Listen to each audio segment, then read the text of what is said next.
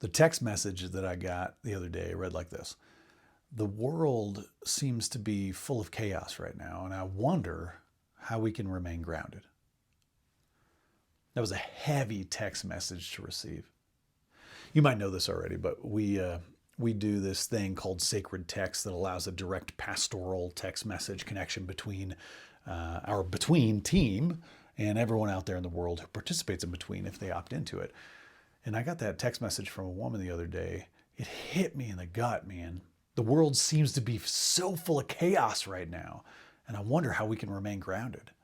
It was a message of selfless desperation, a text voicing not just one point of view, but the perspective of millions. She texted on behalf of all of us feeling it. The chaos is hard to miss.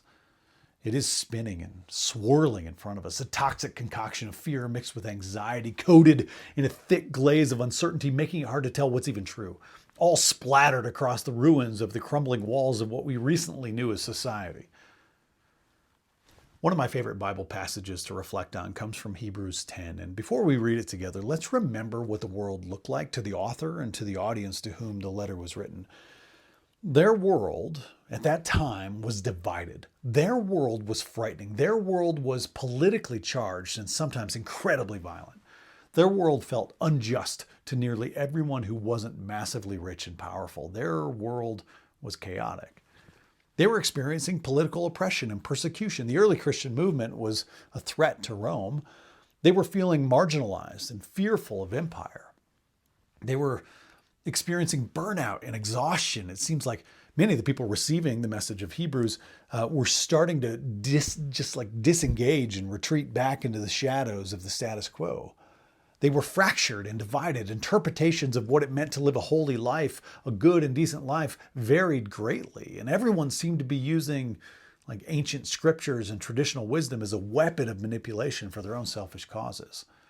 And in the midst of all that chaos, that sounds a little familiar, the author of Hebrews wrote a message to a group of folks who had a big vision for the world, a vision that transcended denominational boundaries or the borders of empire. They had a big, bold idea to come together, rooted in love for the good of their neighbors and for the good of the world at large. Here's the passage. This comes from Hebrews 10.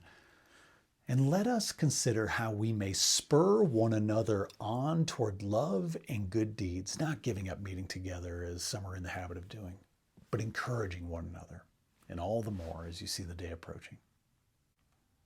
So how do we stay rooted in all the chaos of our modern world? Meet together, encourage one another, spur one another on toward love and good deeds.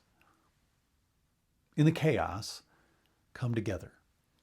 Hold on to one another so you don't get sucked into the swirling winds of the world. Give each other strength. Share courage with one another so that you might go out and provide the stability of togetherness to others who might be in danger of getting whipped up in the maelstrom. Plant your feet firmly on the ground in a circle together. Hold on to one another. Have you considered how radical that idea is? Have you stopped for a moment to really consider how big of a protest it is to get together with people, and no matter their religion or political party, no matter their opinion on abortion or gender expression or drilling in the Arctic, no matter any of that, to get together with people and listen and wonder and love? That's the craziest thing a person can do in this world. That's the most extreme, fanatical, radical way to live. And this is the gentle revolution we need. This is the gentle revolution the author of Hebrews was calling for. Don't retreat into your corner. Don't shout because everyone else is. Don't fall for the nonsense story you're being told about your neighbor. That's all chaos. That's all just the storm. That's all the splattering noise. Meet together.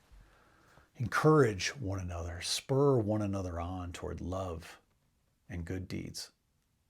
This is how we stay grounded in this moment. Here's a short blessing. Loving God, ground us in this chaotic storm. Help us hold on to one another and be mutual anchors, bracing each other in the whipping winds of the world.